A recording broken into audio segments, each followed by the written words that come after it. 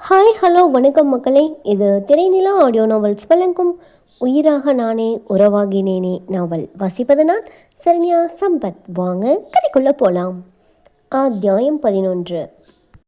மாலை தென்றலின் இனிமையான குளுமையான சதா சர்வ காலமும் தெய்வீகமானதொரு ஆனந்தம் குடிக்கொண்டிருக்கும் லிங்கேஸ்வரனின் இல்லத்தின் பேரமைதி மித்ரனை மனம் கலங்க செய்ய காம்பவுண்டிற்குள் தன் பைக்கினை கொண்டு சென்று நிறுத்திவிட்டு இறங்கிய மித்ரனின் பார்வை தண்ணீர் விட ஆள் இல்லாமல் காய்ந்து வறண்டு போய் இருந்த தோட்ட செடிகளின் மீது வருத்தமாக நிலைத்தது. நாகையா, இந்த செடிக்கு அடியில் எத்தனை களை வளர்ந்து போய் கிடக்குது பாரு. இதை பிடுங்கிறதுக்கு கூட நேரம் இல்லையா உனக்கு? அடியே ராசாத்தி, அந்த இலையெல்லாம் காலையிலேயே கூட்டி அள்ளி போட வேண்டாமா? இப்படித்தான் வீட்டுக்கு முன்னால் குப்பையாக இருக்க விடுவியா? வீட்டுக்கு முன்னால் இருக்கிற மர செடி கொடிக்கு தான் வீட்டுக்கே அழகு. அதை எப்பவும் குளுமையாக வச்சுக்கிட்டீங்கன்னா தானே வீட்டுக்குள்ளே வர மகாலட்சுமி கொழுந்த மனசோட வீட்டுக்குள்ளே வரும். எப்போது லிங்கேஸ்வரன் வீட்டுக்கு வந்தாலும் தோட்டத்தில் நின்றபடி அதனை பராமரித்து கொண்டிருக்கும் பகவதியின் கம்பீரமான குரலொலி கேட்காமல் அந்த தோட்டமே தன் அழகை இழந்து விட்டது போல மித்ரனுக்கு தோன்றியது. போதும் பாட்டி, விடுங்க. ஆத்மிகா சோர்வும் களைப்புமாக ஹால் சோஃபாவில் தலை சாய்ந்து படுத்திருக்க அப்போதுதான் தலைக்கு குளித்து வந்திருந்த ஆத்மிகாவின் ஈரமான நீண்ட கூந்தலை படரவிட்டு அதற்கு சம்பரணி புகை காட்டி கொண்டிருந்த பகவதியின் வயோதிக முகமெங்கும் பரிவு நிறைந்திருக்க அவள் கூந்தலை காயச் செய்யும் சாக்கில் பேத்தியின் தலையை ஆதோரத்துடன் தடவி கொடுத்து கொண்டிருந்தார். மெரூன் கலர் நைட்டியுடன் மனதின் வாட்டம் முகமெங்கும் வெளிப்படையாக தெரிய ஒரு கையை வயிற்றில் மடித்து வைத்து மற்றொரு கையை தலைக்கு மேலே உயர்த்தி வைத்தபடி படுத்திருந்த ஆத்மிகாவை பார்த்த மித்ரனின் இதயம் மௌனமாக தனக்குள் இரத்த கண்ணீர் வடித்தது. எந்த கால் கொலுசின் மொழி மித்ரனின் இதயத்தை உயிர்ப்பித்து கொண்டிருந்ததோ அந்த கால் கொலுசு தன் இனிமையான சங்கீதத்தை மறந்து மௌனமாகி விட்டிருக்க, எந்த பெண்ணின் முகத்தில் புன்னகையையும் ஆனந்தத்தையும் பார்க்க வேண்டும் என்று அனுதினமும் ஆண்டவனிடம் மித்ரன் வரம் கேட்டு கொண்டிருந்தானோ அந்த புன்னகை மறைந்து காணாமல் போயிருக்க, அனைத்தையும் வேதனையுடன் உணர்ந்த மித்ரனுக்கு தன் அடுத்த அடியை வீட்டினுள் எடுத்து வைக்க மனமில்லாமல் போய்விட அவன் அசைவற்றவனாக அப்படியே நின்றுவிட்டான். இதற்கெல்லாம் காரணமாக இருந்த பிரதீப்பை கொன்றுவிட வேண்டும் போன்றதொரு ஆவேசம் மனதெங்கும் கொதிக்க துவங்க கைமுஷ்டி இறுக நின்று கொண்டிருந்த மித்ரனை தற்செயலாக திரும்பி பார்த்த பகவதியின் இதழ்களில் வறட்சியான புன்னகை தோன்றியது. நிச்சயதார்த்தம் முடிந்து அந்த வீடே தன் நிம்மதியை தொலைத்துவிட்டு நின்ற நாள் முதலாக அனுதினமும் காலையும் மாலையும் அந்த வீட்டிற்கு வந்து செல்வதை வழக்கமாக்கி கொண்டிருந்தான் மித்ரன். ஒரு சில தினங்களில் தான் மட்டும் தனித்து வராமல் உடன் தன் தாத்தாவான செல்வானந்தத்தையும் அழைத்து வந்து அவரை அங்கேயே இருக்க செய்துவிட்டு கல்லூரிக்கு சென்று விடுபவன் மாலை வீடு செல்லும்போது வந்து அவரை அழைத்து செல்வான். அப்படியான நேரங்களில் அண்ணனின் தெளிவான பேச்சும் தன்னம்பிக்கையான வார்த்தைகளும் பகவதிக்குள் மனதைரியத்தை உருவாக்கி கொடுக்கும்.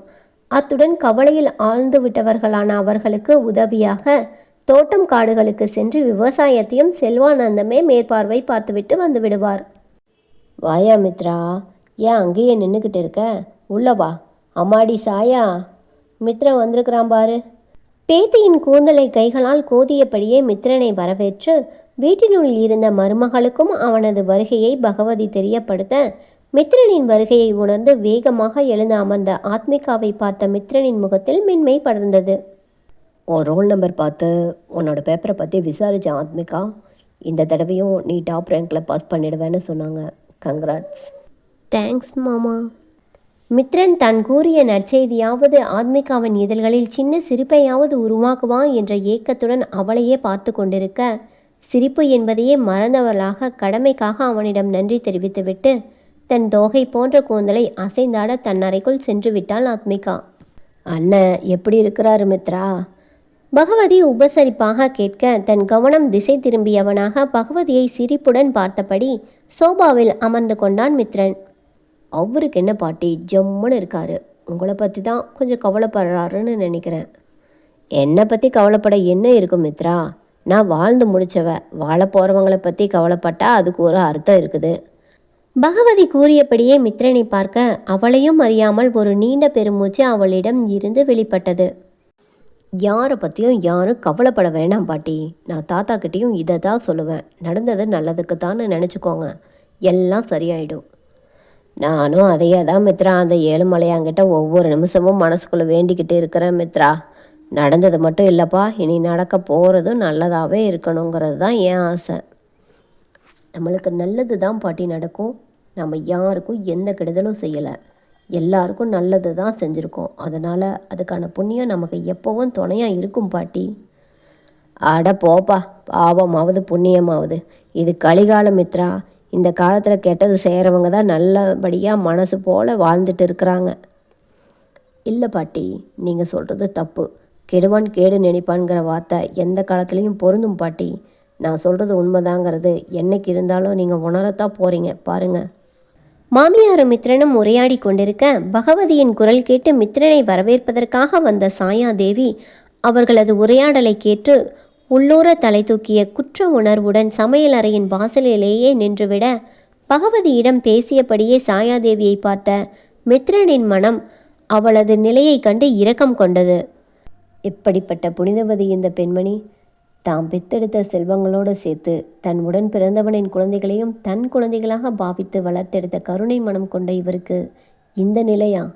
மித்திரனால் சாயாதேவியின் மனநிலையையும் அவளது வேதனையையும் மிக நன்றாக புரிந்து கொள்ள முடிந்தது. ஒருவேளை குடும்பத்தில் அனைவரும், ஏன் ஆத்மிகாவுமே கூட மனம் மாறி தன் வேதனைகளை மறந்துவிட்டாலும் கூட சாயாதேவியினால் மட்டும் அந்த வேதனையையும் ஏமாற்றத்தையும் துரோகத்தையும் தன் ஜென்மம் முழுவதும் மறக்க முடியாது என்பது புரிந்து மித்ரனின் மனதுக்குள்ளும் வேதனை எழுந்தது. நிச்சயம் முடிந்து தன் மகளது குடும்பம் வீட்டை விட்டு வெளியேறிய மறுகணமே பாலாமணியும் மகளது வீட்டிற்கு வந்துவிட பகவதி உறுதியுடன் அவளை வாசலிலேயே தடுத்து நிறுத்திவிட்டாள். போதும் பாலாமணி, இனி உன் குடும்பத்து பக்கம் வீசின காத்து என் வீட்டு பக்கம் வர வேண்டாம். தயவு செஞ்சு நீ போயிரு. பகவதி கரார் குரலில் கூற கண்ணீருடன் அவளது காலில் விழுந்து விட்டாள் பாலாமணி. அண்ணி, என் மகன் மனசை உடஞ்சி வர நிலைமைக்கு கொண்டு வந்துட்டா. அவங்க சவகாசமே எனக்கு வேண்டான்னு தான் ஒரே அடியாக இங்கே வந்துட்டேன் அண்ணி. என்னை போக சொல்லிடாதீங்க. இல்லை பாலாமணி, நீ போய்தான் ஆகணும். இல்லை அண்ணி, நான் போக மாட்டேன். என் மக கதி கலங்கி நிற்கிற போது நான் அவகிட்ட இருக்காமல் எங்கே போவ சொல்லுங்க அண்ணி. என் பெத்த வயிறு பற்றி எரியுது அண்ணி. அந்த துரோகிய பெத்த பாவத்தை உங்கள் வீட்டில் ஒரு வேலைக்காரி மாதிரி இருந்தாவது கழிச்சுக்கிறேன் அண்ணி. என் மேலே கொஞ்சமாவது இறக்கம் காட்டுங்க. பாலாமணியின் கண்ணீர் பகவதியின் மனதினை கரையச் செய்ய பெற்றவளின் துடிப்பு புரிந்தவளாக அவளை பார்த்த பகவதியின் முகத்தில் இருந்த கோபம் மறைந்து உறுதி தெரிந்தது. நான் சொல்கிறத கொஞ்சம் புரிஞ்சுக்க முயற்சி பண்ணு பாலாமணி. இவ்வளவு பெரிய வீட்டில் நீ ஒருத்தி வந்து தங்கறதுக்கு இடம் இல்லாமல் போயிடல. ஆனால் அப்படி நீ இங்கேயே வந்துட்டீனா அது என் பேத்திக்கு ஒரு சொல்லாக மாறிடும். அதை நினச்சி பாரு பாலாமணி. ஐயோ அண்ணி, நான் செஞ்ச பாவமெல்லாம் போதும் அண்ணி. இனி என்னால் என் பேத்தி அந்த பச்சை மண்ணுக்கு ஒரு சொல்லும் வந்துட வேண்டாம் அண்ணி. அப்போ பேசாமல் சத்தம் இல்லாத உன் மகன் வீட்டுக்கே திரும்பி போயிரு பாலாமணி. ஏற்கனவே இந்த நேரத்துக்கு ஊர் பூரா உன் பேரை என் பேத்தியை கட்டிக்க மாட்டேன்னு சொல்லிட்டான்னு அரசல் பொரசலாக பேசிக்க ஆரம்பிச்சிருப்பாங்க. அண்ணி, நான் சொல்கிறத கேளு பாலாமணி. என் பேத்தி பத்திரமாத்து தங்கம், கைக்கு கிடைக்காத பொக்கிஷம். அவளை அடைய உன் பேரனுக்கு தான் கொடுத்து வைக்கல. உண்மைதான் அண்ணி.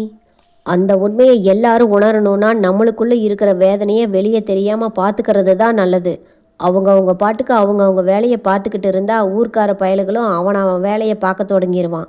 அதை விட்டு போட்டு நீ கோவிச்சிட்டு வந்து இங்கே உட்காந்துட்டு இருந்தீன்னா என்னமோ உன் பேர பெரிய மம்மதராசா மாதிரியும் அந்த மம்மதராசா பெத்த மகாராசா என் பேத்தியை ஒத்துக்காமல் போயிட்டான்னு பேச்சு வர தொடங்கிடும். அது என் பேத்தியை அவமானப்படுத்துகிற மாதிரி ஆகிரும் பாலாமணி. அண்ணி, நான் ஒரே ஒரு தடவை என் மருமகனை பார்த்து அவரோட காலில் விழுந்து மன்னிப்பு கேட்டுட்டு போயிடுறேனே அண்ணி. பாலாமணி கெஞ்சுதலாக கூறிக்கொண்டே வீட்டினுள் செல்ல முயல அவளது கரம் பற்றி தடுத்து நிறுத்தினாள் பகவதி. வேண்டா பாலாமணி, அவன் ரொம்ப உடஞ்சி போய் உட்கார்ந்துட்டு இருக்கிறான். இந்த நேரத்தில் அவன் உன்னை பார்த்தானா உணர்ச்சி வசப்பட்டுருவான். ஆனால் அண்ணி, இப்படி எதுவுமே செய்யாமல் நான் என் பாவத்துக்கு எப்படி எந்த வகையில் பரிகாரம் தேடுவேன்? என்னை பேச வைக்க வேண்டாம் பாலாமணி. பேசாமல் போயிரு. உன் பெத்த மனசு துடிக்கிறது பொறுக்காம தான் நான் இத்தனை நேரமும் பொறுமையாக பேசிக்கிட்டு இருக்கிறேன். இப்படி பாவம் பரிகாரம் நல்லா பேசி என் ஆத்திரத்தை தூண்டாத. அண்ணி, இப்போ சொல்கிறேன் கேட்டுக்கோ பாலாமணி. தான் நினச்சதை சாதிச்சிட்டோன்னு புதுசாக காசுக்காரனை பார்த்து ஆட்டம் போட்டுட்டு இருக்கிறாளே உன் மருமக, அந்த சீமை சித்ராங்கிக்கிட்ட போய் இதை சொல்லிடு.